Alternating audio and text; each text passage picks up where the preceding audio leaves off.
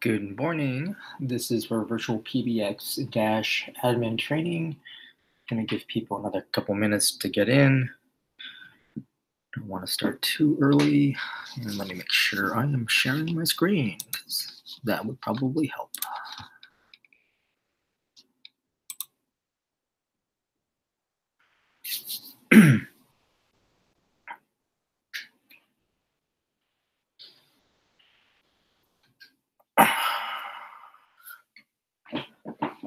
Just another minute or so to let other people get in.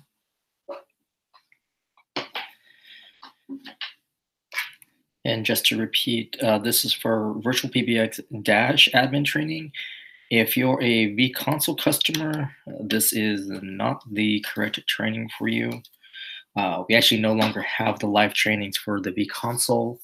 However, you can find the recorded trainings still on our website.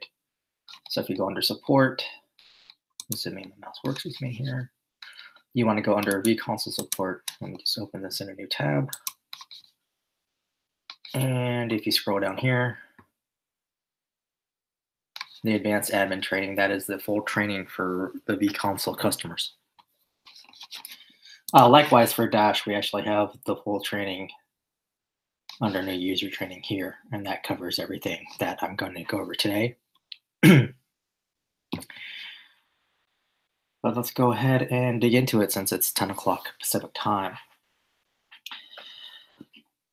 Generally speaking, for Dash and to log in, you're going to want to go to the VirtualPBX website. Under support, we've recently changed this. You would click on PBX login, gets you to the general login page. First option here, that's your Dash login.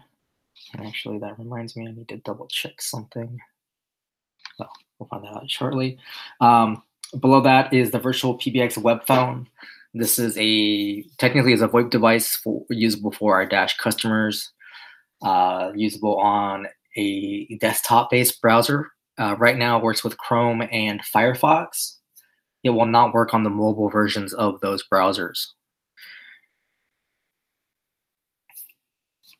And then down below this is the VirtualPBX vConsole login.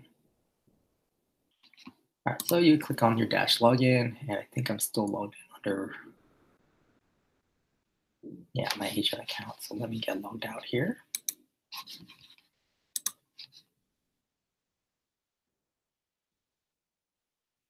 Here we go. So you want your username is going to be your email address. Your password is something that's either created for you or you could have adjusted yourself. And then your account name, which is normally going to be your company name.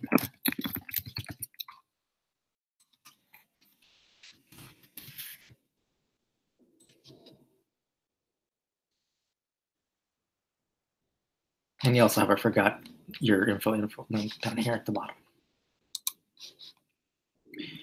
All right, this gets you to your dashboard. Now, if you're a new sign up and this is the first time logging in, the startup wizard will show up, give you little pop-ups, giving you a brief rundown of what things are. But the dashboard page here, this is giving you a snapshot, essentially, of what your system is like or its status. Let me expand the window here a little bit more. So users, these are your full functioning users. These are people who make and receive calls. They have multiple types of devices, or they can, whether that's VoIP phones or cell phones, etc. They have many features. I mean, not only do they have voicemail, which is just a basic feature, but they have things like call forwarding. You can have hot desking. They can have their own, they can host their own conferences, that sort of thing. Next up is agents. Agents are people who are in ACD queues. They're primarily receiving calls. They are restricted to VoIP devices only. So a soft phone, a web phone, or a physical VoIP phone. They cannot receive calls through a queue currently on cell phones or landlines. So that's why they're restricted to those VoIP devices. And they have basically no features to speak of other than voicemail. Devices, these are the devices on your account, broken down by type. Unregistered devices means that the system doesn't know if they're connected to us. That usually means like cell phone or landline, but it can also refer to a VoIP phone that is not connected to us. Either it's powered off or it's having some sort of issue not being able to connect to us. Over here to the right, these are your main numbers. So these are the main phone numbers your customers call or dial to get to you. All these phone numbers behave the same way, right? So they're going to have the same main greeting play. They're going to have the same initial routing. Your fax box number, this is for your inbound faxes. Basically, this is the number people will use to send you a fax if you're still using faxing. Your total numbers, again, breakdown of assigned number versus spare numbers. So assigned numbers means that's the number you're actively using. It's going somewhere, whether it's going directly to a particular user or to a ring group or to a queue, or it's a main number, fax box number, etc. Spare numbers means it's a phone number on your account that you're not using. So it doesn't ring anywhere right now. You're still going to be billed for it, but it's basically a number you wanted to keep for later use, or you took it out of current use and then you're going to use it later for like an advertising campaign. Then this is just a breakdown between US local number or US toll-free number. You could also have international numbers listed here as part of the breakdown. You have a downloadable company directory. The account ID, this is actually your account number. We don't really expect you to read this off to us if you have to call into support. We normally will just ask you for your company name and look you up that way. Account realm, this very bottom here, this you would use for any third-party VoIP device, whether that's a soft phone application or VoIP phone, as well as for faxing app. Up here, we have a couple of buttons. This is your company caller ID. This is something the system wants you to have set up. You can set it up for each of your numbers. You can technically have a different company caller ID name for each of your numbers if you wanted. The company caller ID name is restricted to 15 characters, and that includes spaces and special characters. Once you update this and click on Save Changes, it takes about 3 business days for it to propagate to all the various servers. This includes servers that actually are not controlled by VirtualPBX,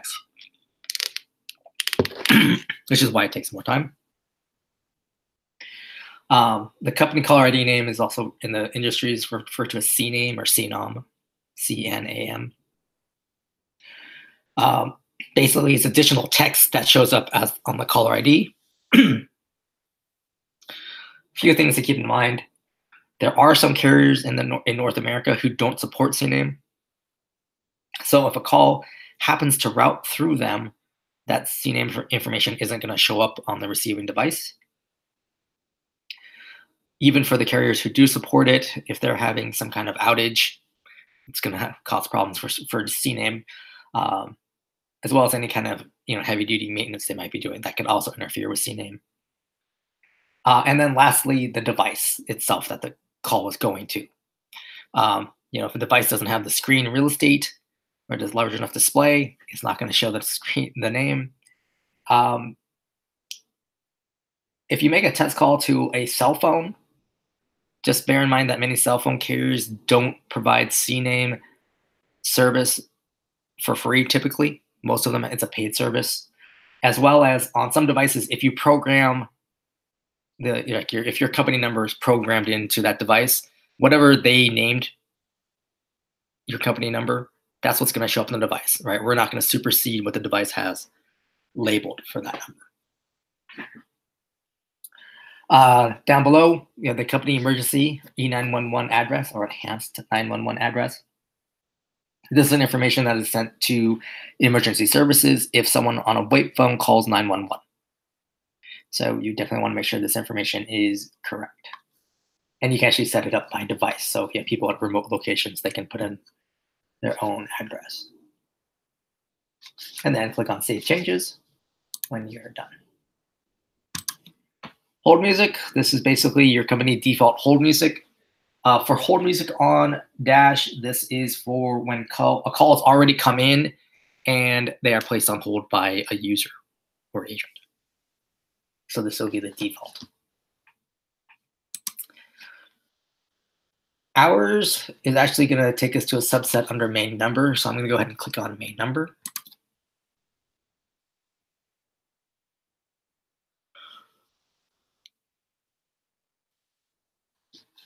All right, so main company numbers, if you click on here, it's going to show you your main numbers.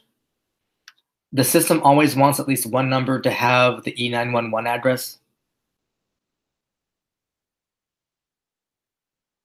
You can click on the little cog icon here. You can always update the caller ID E911 and prepend for any number. Prepend is a feature specifically for VoIP phones. I believe I have it here.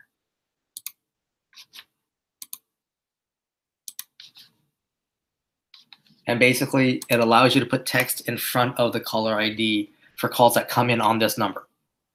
So it'll show up on your staff members' VoIP phones so they have an idea of what the call is about. So especially if you have several main numbers, but they're for different areas or different programs.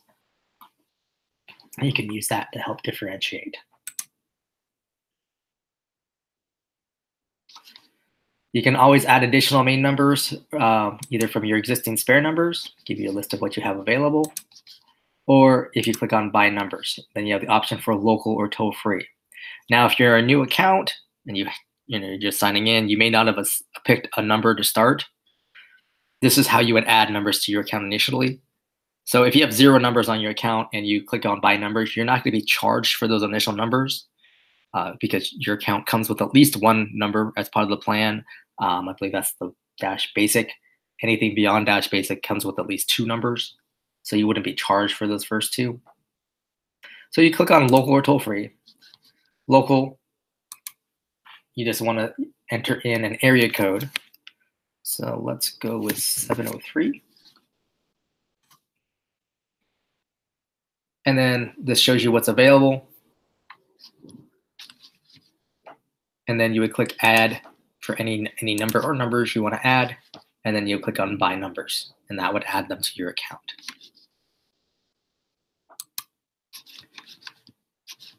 Toll-free is similar. You just pick on the toll-free prefix you're interested in, and then you would click add numbers and by numbers. Now, if you choose an area code where nothing comes up, or for instance, you want an 833 number, which I don't think showed, let me double check. Yeah, 833 isn't showing up yet as a prefix for toll-free. In those kind of instances, as well as for international numbers, you want to email porting at virtualpbx.com, indicate the area code or that you're looking for. And if you have any special parameters, like you want it to end with a certain set of digits, that kind of thing. For international numbers, we need the city and country that you're looking for. Some countries require proof of presence of some sort. Germany, for example, you have to show like a utility bill of the city where you have a physical presence, or your company has a physical presence. And I believe like Italy has certain restrictions, that sort of. So many countries don't really care, but the ones who do, they let us know, and then our porting team will let you know what's required. Next up is office hours strategy. So for new accounts, you start off on 24-hour open office. Most people switch it over to custom office hours. Put a check mark in front of each day of the week that you're open, and then set your open hours in 24-hour or military time. You also have this option down here. If you put a check mark here, is if you're closed for lunch. Basically, your entire office closes down for lunch, then you can indicate your lunch hours here. And then you click on Save Changes. Office holidays, you can set up your office holidays in advance. You can click on Add Holiday a single day. So let's say we got President's Day coming up. I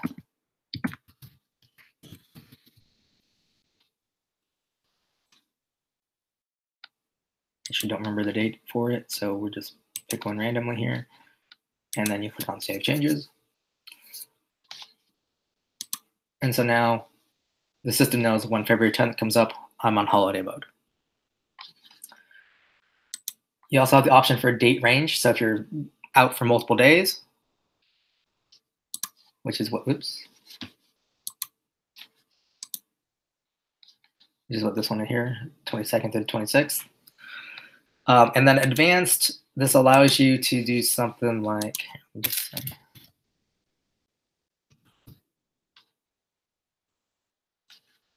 all right, so I can do first, second, third, fourth, last, whatever, Monday.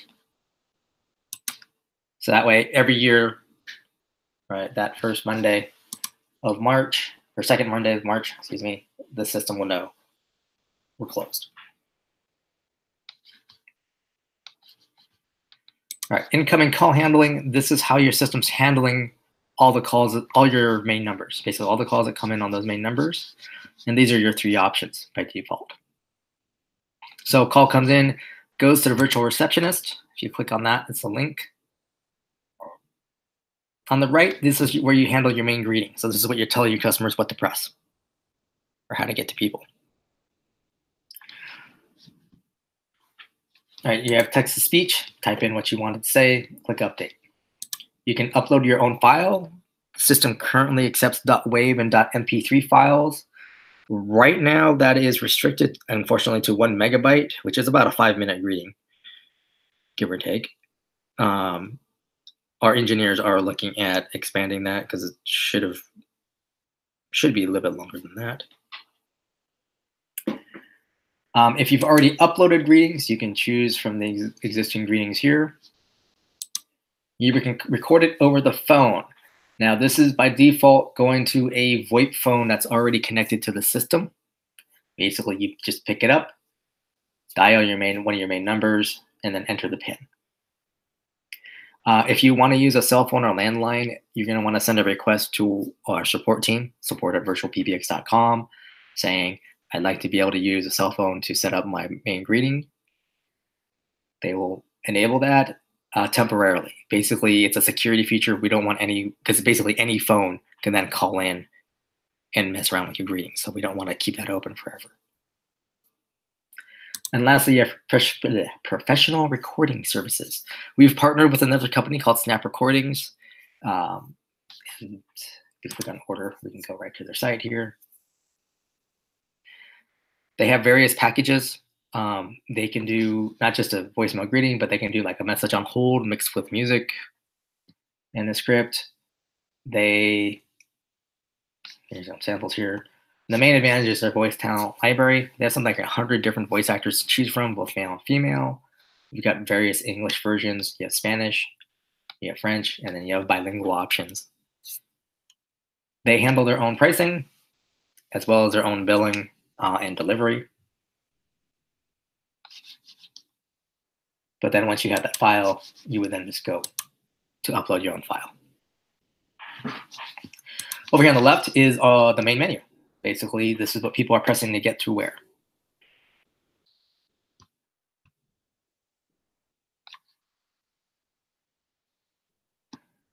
Adding a route, you just click add route, and then you pick the number. So let's say the next one available is 7. You can send it to a particular user, which is what that little icon is. If I scroll down, I have call queues, so I can send it to a call queue if I want. I can send it to a particular device, although this is not recommended, because basically it means you aren't using any features. Same with media file. I can send it to just have a message play, but then once that message is done playing, it ends the call. Next up is groups. So this is for a group of people. You have multiple staff members in this group. So it's like a department, sometimes referred to as a hunt group. And it's going to ring all these people. And then lastly, you can have it go down to a voicemail box so they can leave a message.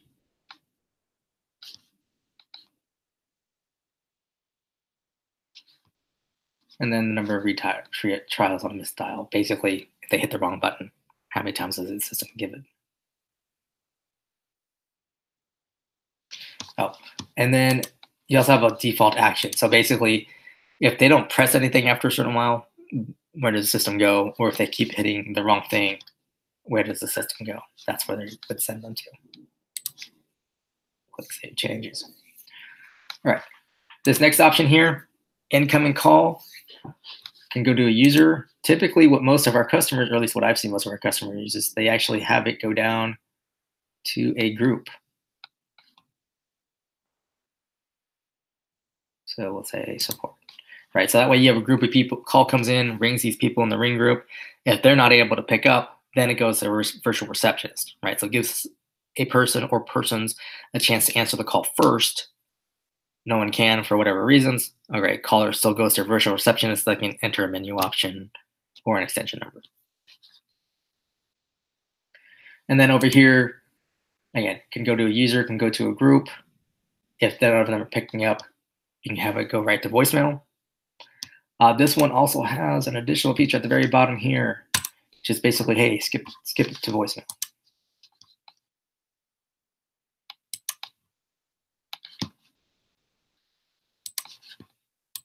All right, so basically, call comes in, oops, send it right to voicemail. Kind of like a way to say, hey, we're closed temporarily. Kind of thing. Up here, you have your different hours. So you have your open hours is where we started. Lunch hours, you can have a different set of call routing. So you can have it, say, go to a particular user who's covering during lunchtime, for example. They are not able to pick up or it's unusually busy, go to virtual receptionist, right? You can have it after hours. Again, you can have it go to a particular user or group. You can just have it go to the incoming call handling. Now, each one of these is different. So you can have different options here, which we do in this case. You can have different greetings play. And then again, for holidays. Now, for setting up the virtual receptionist greeting for these hours, so lunch hours, after hours, or holidays, the system has to be in that mode if you want to do it over the phone, right? So in these ones especially, we say it's usually easier just to upload or use text-to-speech for your greeting. Otherwise, or temporarily put your system into, say, after hours mode. So then you can record the greeting over the phone and then switch the system back out.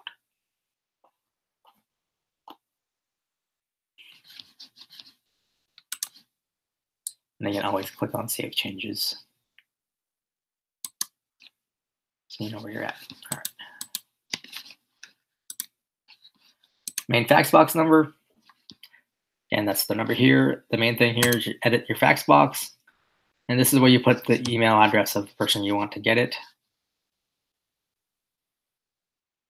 It only allows you to put in the one email address. If you want multiple people, you're going to want to send an email to support, and we can update it on the back end for you. All right, numbers basically shows your numbers in use and where they're going. Still not sure why this account has so many numbers. Then you have your spare numbers, basically numbers you're not using. This is also where you can start the port process. So port is basically industry term to move a number from one carrier to another. Number portability. And in fact, let me get to dash support here.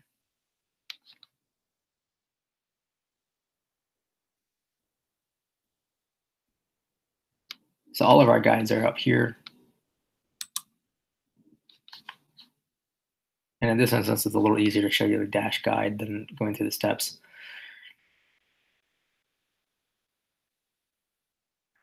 So that's what I just shown you. Click on new port request. You probably do want to read the FAQ. You click on that one plus area code and phone number.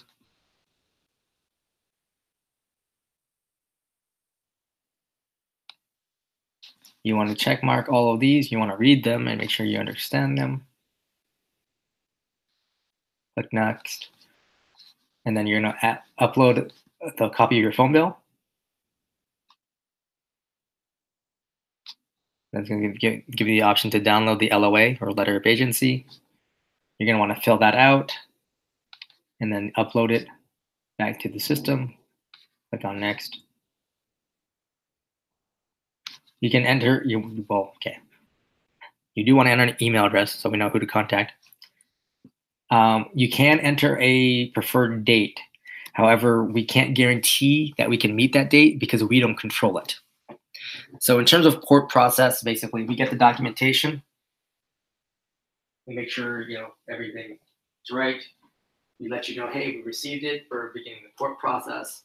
We submit the documentation to the other carrier, and they let us know if everything's right. If it is, then they said, hey, here's your expected port date. They determine the date. Right now, if there's anything wrong on the information for whatever reasons, they'll let us know, hey, this information's wrong. And they'll tell us like, oh, the username doesn't match, right? Or the address is wrong. That sort of thing. We'll get that. We will communicate that to our porting team. Will communicate that to you saying, unfortunately, we got a port rejection for this reason. At that point, when you get that email from us, you're going to want to contact your current carrier and say, at the very least, you want to get the customer service record or phone service record, and basically say, hey, why is the wrong information? Or why did I have the wrong information, essentially? And normally what that is and usually it's like an address mismatch. Like if you've moved or you changed your billing address and not everything got updated, so they might have old information.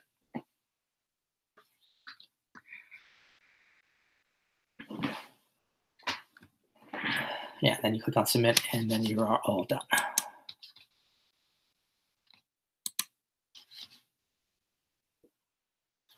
Supporting a toll-free number usually takes about 3 to 5 business days, give or take. A local number can take anywhere from, I've seen it as quickly as a day, which was not very common, and as long as up to 6 weeks, which also is not very common. Usually takes about 2 to 3 weeks, give or take.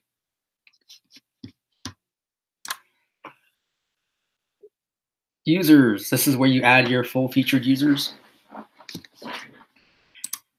Click on add user here at the top. You enter their name. Each user has to have a unique email address, right? So I can't make another user and have the same email address since I've already used it. You create a password, main extension number. Now I started off on as extension 1000. You could have started off on that first extension at whatever you want, and then the system will fill it in from there. Including company directory, you can always change that at any time. Send emails to an alternate address. You can also change that at any time. The main one you want is this one here. Send credentials to this user. Basically, system creates an email and says, hey, here's your login information. And then you click on create user.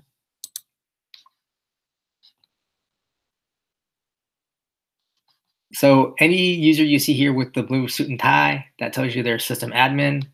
This person here who doesn't have it, this is just your standard user. So system admins can do all of the things that we're covering here today.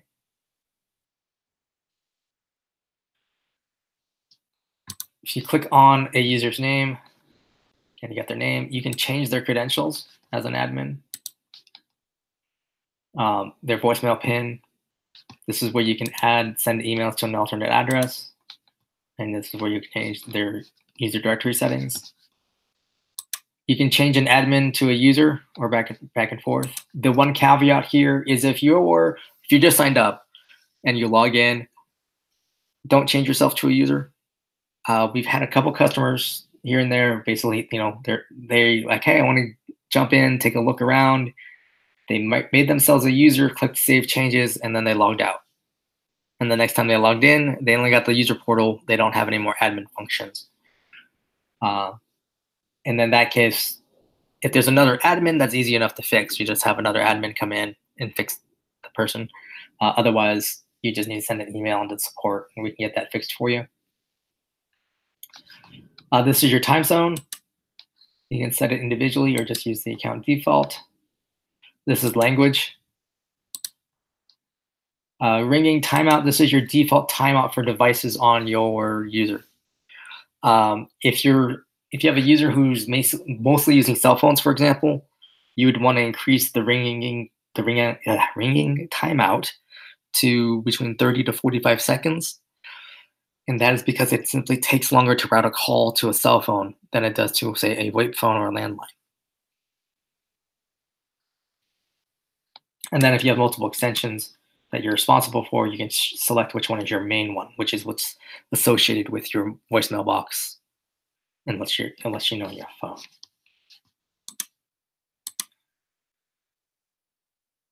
Here's just the extensions. Actually, if we click down here, you notice this one has the little icon. So this user has multiple extensions. Phone numbers, you don't have to have a phone number on each user. But basically, this phone number bypasses your main number and goes straight to this person. Next up, we have the devices. So here, okay, so this person has a web phone, cell phone, a VirtualPBX soft phone, and it looks like a VoIP phone here. And at least one of them is connected because it's green, and that's the web phone.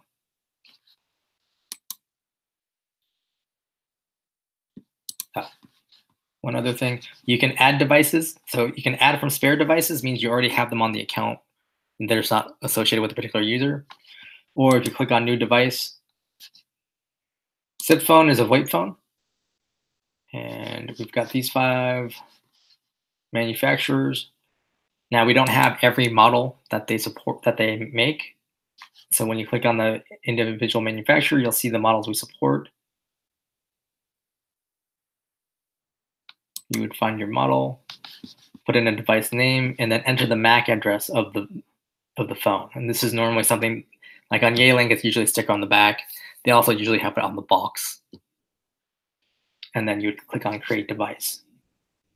Now, over here, if we go back, for VoIP devices, you're going to want to look at this document here, adding VoIP devices, because there's specific steps that you need to, actually maybe it's, yeah, the auto confusion one. So if we click on Yealink, for example, there are steps you have to do on the phone itself on top of what I just showed you in the dashboard.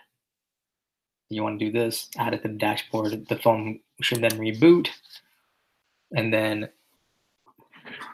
it'll be ready to use.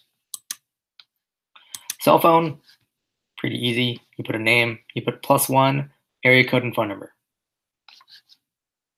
Under advanced, there are a couple of options. This one here, so by default, when the call goes to a cell phone on the system, when you pick up, your cell phone's gonna ring, you pick up, you're gonna hear an automated voice command saying, "This is a forwarded call. Please press 1 to accept the call." If you don't want to deal with that, click on the allow use of cell phone's voicemail. Basically, when the system hears the pickup, it just connects the call. Now, downside of that is if you don't pick up and your cell phone voicemail picks up, the inbound caller ends up on your cell phone's voicemail.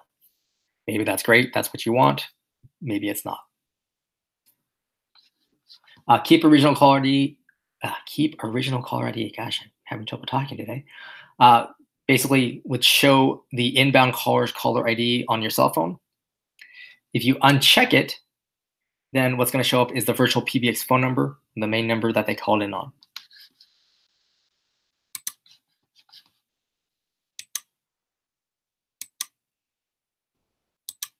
Soft phone. This is a type of VoIP phone. So by default, it puts you on a third-party device.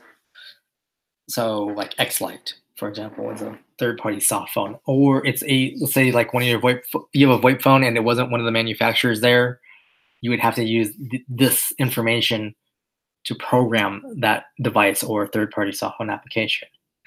Now, if you wanted to use the VirtualPBX soft phone app on your cell phone, for example, you would click here at the bottom. See, so right now it's on use third-party application. If you click on that, it changes to use VirtualPBX application. You enter device name, and then click on create device. What that does is that the system automatically creates a new soft phone for you. And since we're under a user, it's going to send you an email with your username and password to log into the app. And then you just download the app from the App Store.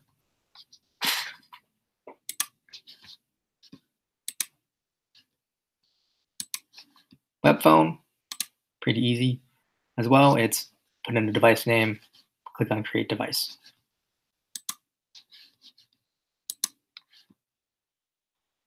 Landline is almost exactly the same as cell phone. Put in a name, put +1 area code and phone number, and then you have the same options. I don't know of any customer who's made use of fax. This is for like a digital fax versus an old school analog fax machine that's already connected to a phone line. And then ATA is for an ATA adapter, usually using this to use like an old analog phone that they're comfortable with.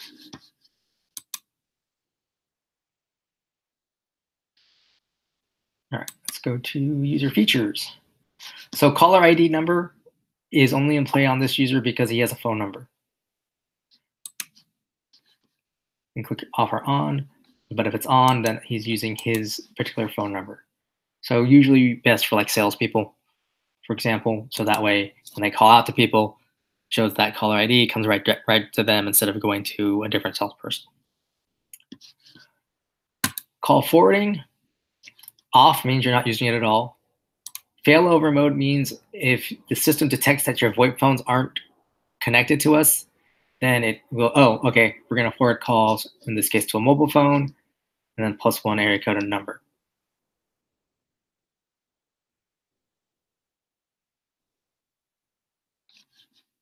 Or just on, meaning like I know I'm not going to be at my desk to answer the VoIP, the phone calls coming to my desk phone. Let me just turn this on, send it to my cell phone. Now, one thing to keep in mind is this device, like this mobile number, should not be a device on the user, right? Basically, when you're forwarding calls, wherever you're forwarding to, that's a number you only use sporadically and is not a device on the user. I.e., they're typically using a VoIP phone, and when it's not working or they're going to be away from it, they just forward to their cell phone. Hot desking is a VoIP feature as well.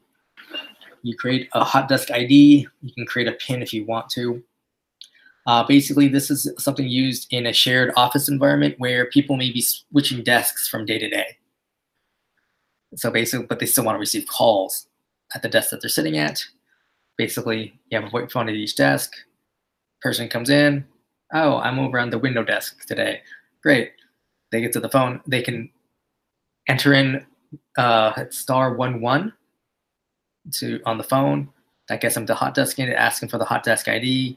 If they have a PIN, it'll ask them for the PIN, and then say, now your calls are being forwarded to this device. So now whenever anyone's trying to reach this user, it's going to ring at the voice that VoIP phone that he happens to be sitting at, right? The next day, at the end of his day, he logs out of the hot desk so it doesn't keep ringing. And then, day number 2, he's sitting over by, the potted plant desk, right? So then he logs onto that phone. Again, his call will still come to him at where he's sitting. Or she.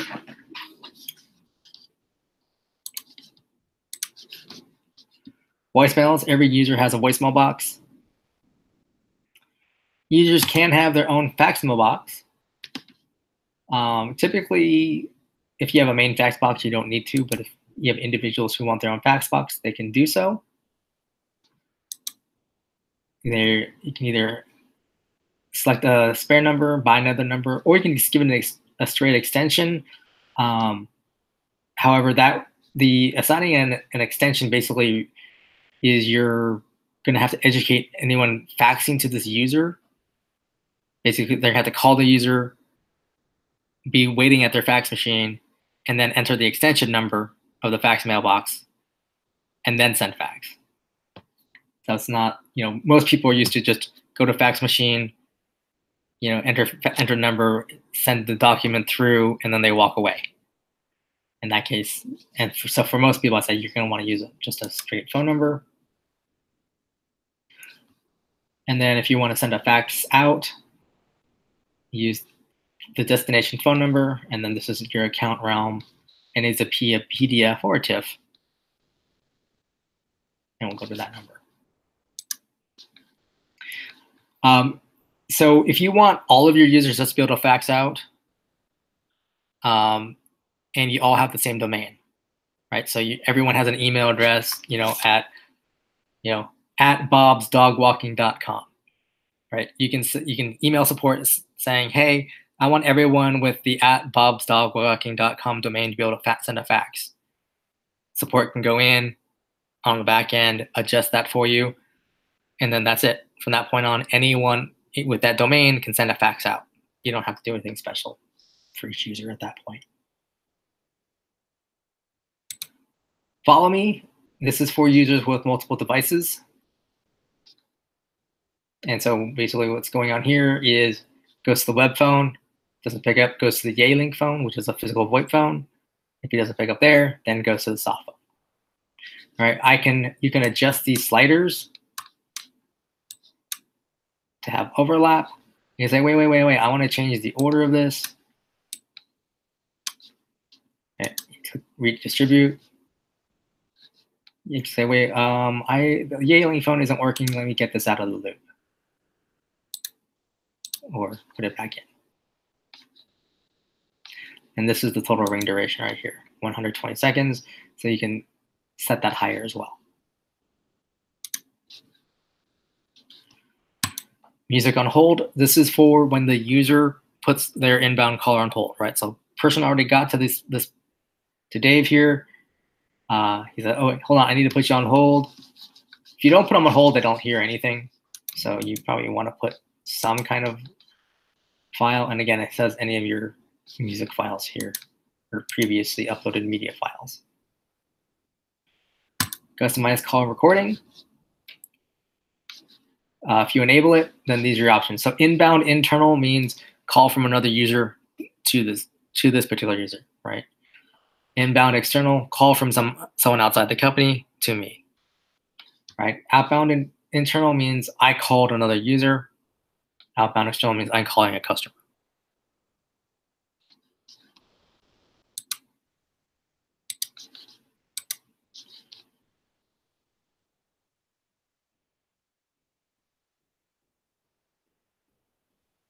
I'm going to skip down to agents just because it's fairly similar.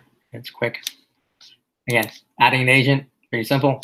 First name, last name, again, has to have their own email address, etc. You click on their name. You can convert them to a full user from an agent. So basically, it moves them from the agent section up to the user section. That usually will impact your bill. Agents are typically, I believe it's $4.99 per, and users are around $12.99 per, depending on the plan. They get the one extension. They used to be able to have phone numbers. I believe that's something they ran into a problem, so they disabled that temporarily. And then devices, those are your only options. And even from the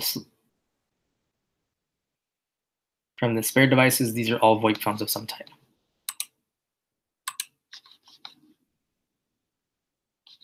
Right. Let's go to ring groups.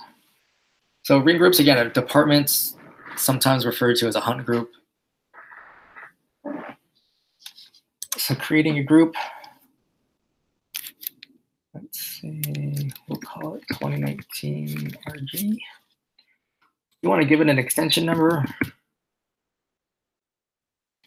And so that's for your internal users or agents to transfer them to. And then you click and drag the people you want to send over who are part of this group. Then you click create group.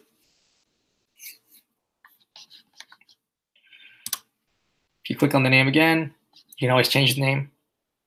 And dialing repeats. And you click over here, you see the little arrows maybe, hopefully. Basically, how many times will a call be allowed to ring through the group? So 1 means it rings through once. If no one picks up, that's it. In this case, I just changed it to 3. So caller potentially can go ring through 3 times. Clicking on members. Oops. So you can adjust the sliders as you want. So if I do something like this, what this means is all of these users, their phones are ringing at the same time, right? Call comes into the ring group, they're all ringing until someone picks up. And if they're already on a call, for example, they hear a beep, like call waiting beep saying, hey, something's going on, right? Or you can distribute it. So again, goes in order. I go, wait, I don't like this order. Here, let's move Alyssa to the top. Duke needs to come down, something like that. Just redistribute. And again, you can have fun with the sliders as you need to. And let's click on Save Changes. Extension, just the extension you created. You can add additional extensions if you need to. Phone numbers, this would be a phone number that rings directly into the group, right? So it doesn't have to go through the virtual receptionist. Just someone dials the number, starts ringing the people in the group right away. Group features. All right, call recording. If you're gonna record on a group, it records everybody. All the calls that are coming in, no exceptions. Ring back, this is essentially hold music while the inbound caller is waiting for someone to pick up. Now, for ring back, if you have it enabled, right up here, this is the ring duration you have within the group. You want to make sure your ring back is at least this long. If it's too short, then it basically ends the call or would send it back to the next ring through. But again, .wave, .mp3. You can either upload or choose from selected files. Next action. So you enable it. What do you want the system to do if no one picked up after all the ring throughs? Typically either main menu or go to a particular voicemail box.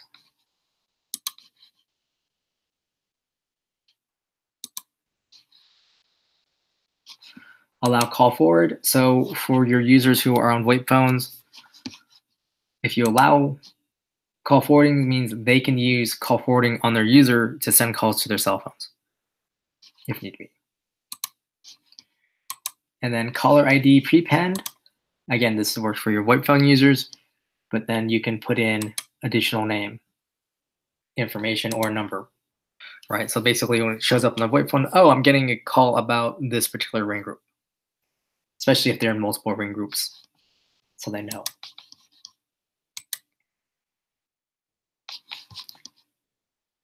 Next up is devices. Shows all the devices on your account. Red typically means they're not connected. Black means it's disabled. You can see it's off. Green means as far as we know it's connected, but it's a cell phone, so we actually don't know for certain.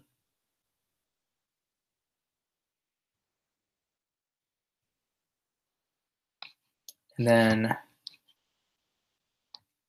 so here's the name of the device, name or MAC address, and then who the user is associated with. As you get down here, you're like, oh, we have a bunch of ones that aren't associated with the user. So you can either get rid of them or they're for future users. You can also add devices here. So for instance, like you're opening up a new office, you can just add a bunch of devices so that they're ready to go until you know who the actual staff members are, right? You're like, oh, we know we have an office opening and we're gonna have 20 new people. Here are the phones. You don't know names, email addresses of these new people, but you can at least get the phones on there.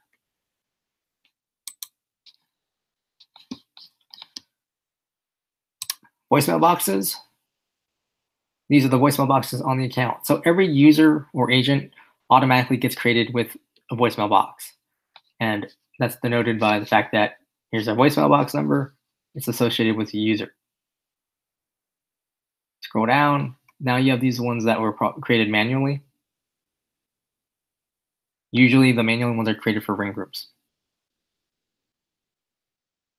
Now, if you come in here and delete, so if we delete Jenica's voicemail box, that can cause a problem for a user. Because basically what it is when the user's created, the voicemail is created at the same time, that voicemail box and that user are intrinsically connected, right? Basically, when that voicemail box gets a message, it lets the user know, shows up on their VoIP phone as, flashing indicator saying, hey, you've got a voicemail. You delete the voicemail box, you can recreate it, give it the same name, but you won't be able to tie it right back to that user again. The only way to get that same kind of tie-in together is deleting the user and recreating it. So in general, I don't recommend deleting voicemail boxes for users unless it's absolutely necessary, or the fact that you don't want that person to ever have voicemail. But creating a voicemail box, so you give it a number, and you can give it a PIN number. A voice box pops down here, and it's ready to go. Click on the little wrench icon. Sees the information you created it with under basic. Advanced options. Basically gives you a lot of them you can't really act on right away. What you're going to want to do is greeting media. So if you have a greeting file, like a voicemail greeting, you can upload it right away, or you can select that, click on Save Changes. Now, once you've got a greeting media file in place, then under Options, you can click on Already Set Up. Right, that lets the system know, hey, there's a voicemail greeting. It's good to go. Require a PIN. Basically, to log in, do you require a PIN? Yes or no. Auto login is enabled. Basically, that lets you use *97 from a VoIP phone to get into it. You can opt to skip greetings. Skip instructions. That's the pressing pound or whatever to navigate through the voicemail system. We do recommend delete after notification. Basically, the system can hold up to 100 voicemail messages, and then after that, it says your voicemail box is full. So you're going to want to set up notifications. So that way, basically what happens is we send an email, say, hey, you have a voicemail. Here's the message as an attachment. So then you can just listen to it on your computer. So in that case, once we've done that, you want to delete the message after notifications. We'll click Save Changes. And speaking of notifications, that's what you wanted to go under Recipients. You would click Add New Recipient, and then you would put the email address here. Click Add. You can add additional ones one at a time.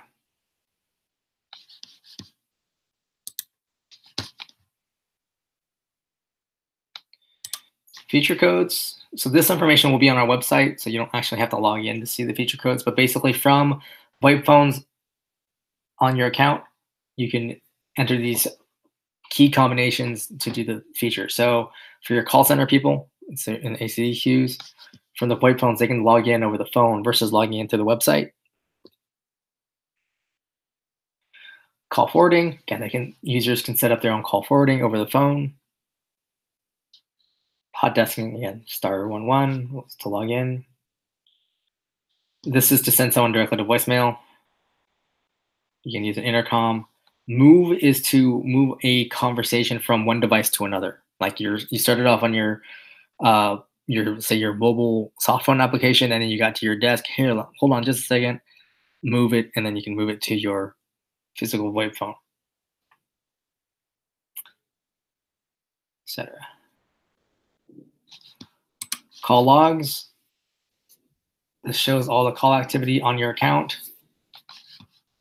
You can click on one to get slightly more information, and then click on the gear to get detailed information.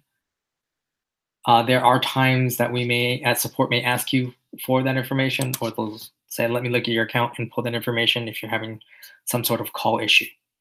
Basically, green arrow pointing to the right means it's an inbound call.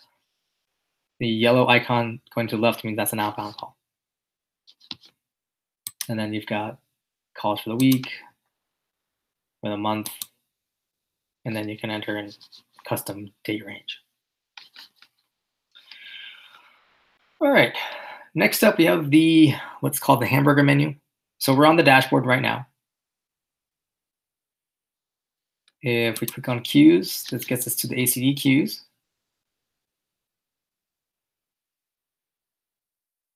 And yes, it always does take a little while to load. And this shows your queues on the account.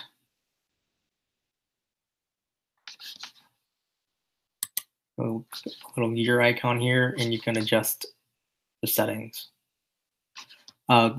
Routing strategies, round robin, essentially random. It bounces out over the end. Least calls means whoever has had the least connected calls gets the next call that comes into the system, right? So Bob has talked to 5 people, Mary has talked to 3. Next call that comes in, it's going to go to Mary. Least offers is who's had the least amount of calls offered to them. Doesn't matter if they're connected or not. Just like, Bob's had 15 calls offered to him, Mary's had 3. Mary's getting the next call. And then most idle, who's been waiting the longest for a call, right? Bob's been waiting for 3 minutes. Mary's been waiting for a single minute. Bob's going to get the next call because he's been waiting longer. Hold treatment, you can have your default music or you upload your own. And again, if you use Snap Recordings, you could have that custom script and hold music file. Queue timeout, basically how long people are allowed to wait on hold. I'm not sure why they did just seconds versus having separate boxes for minutes and seconds. Queue call limit, how many calls are allowed in there. 0 means there's no limit. But basically, if you only want 4 people waiting at a time for whatever reasons, or 10 people, what have you. Timeout immediately empty basically means you have no agents logged in to send people strictly to either the next queue. So if you have an escalation queue, basically means people in this initial queue weren't able to answer calls. The whole timer limit got hit. Then this is okay. We're going to send it to an escalation queue.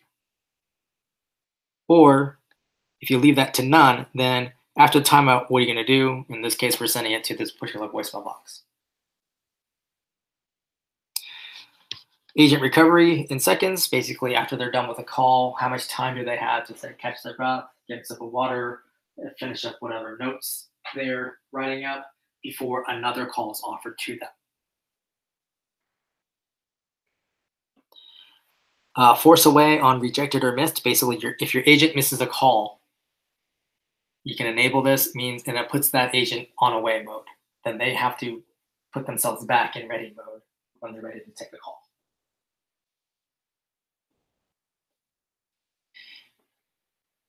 And then agent connect timeout. Basically, how much time does it try to ring to a particular agent?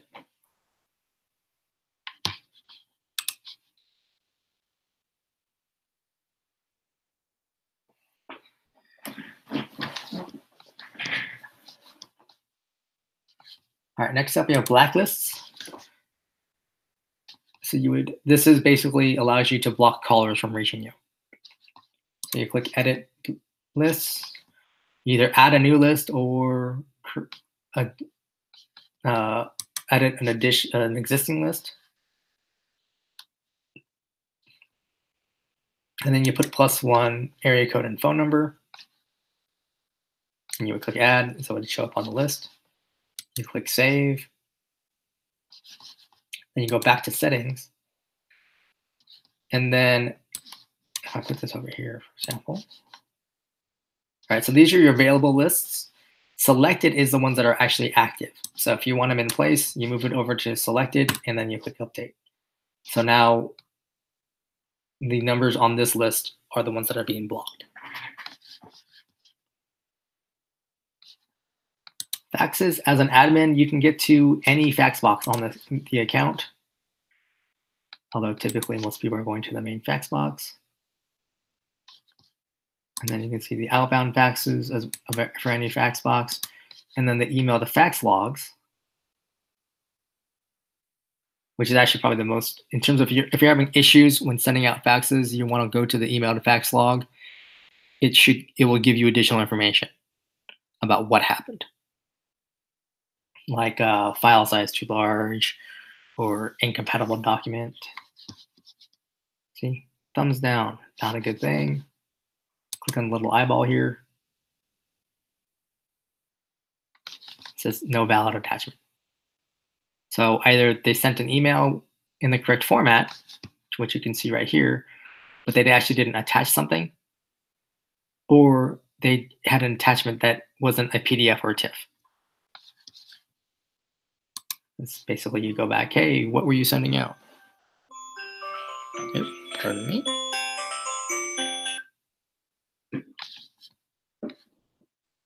All right. Monitor basically shows you all your user statuses. Green means they're waiting for a call. Blue means they're on an inbound call. Yellow means they're on an outbound call or an external call, like someone transferred a call to them. And then red means they've marked themselves unavailable.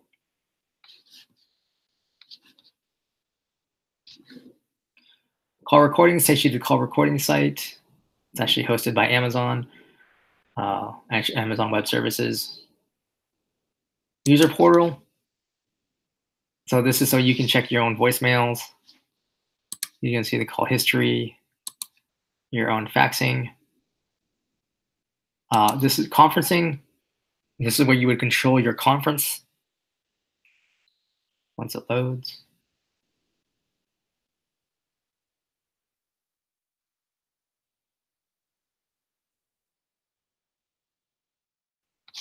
It's taking a little longer than normal. There we go. So you can invite people who are other users on the account to the conference.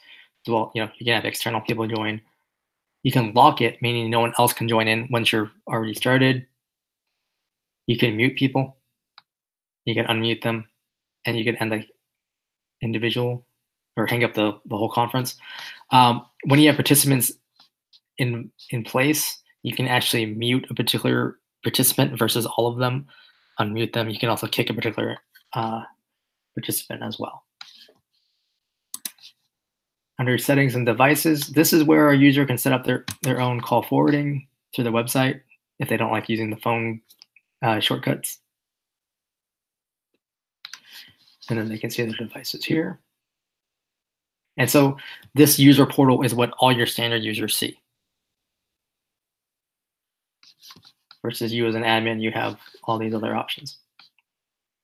Voicemails, this is like the fax mailbox. You can get to any voicemail box that you need to and see what messages they have. You can actually listen to the messages, delete the messages, etc. Webhooks, this is if you're making use of APIs to link basically Dash to some other software.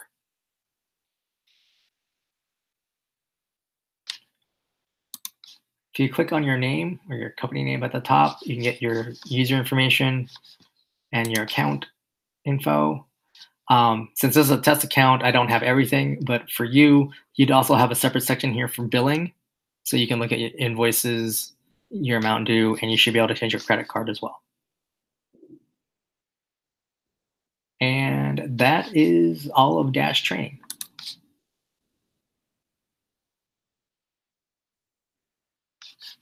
Oh, let's close that. Now I'm back in Dashboard. So I thank you for joining me today. If you have questions or problems, feel free to contact our support team. You can call 888-825-0800. Option 2 will get you to support. Option 5 gets you to billing if you need to speak to them. You can always email support@virtualpbx.com. And there's also chat available through the website. And then you also have all the guides available on the site. So if there's something you need to look at in depth, you can do so. These all should have screenshots so you know what to look for.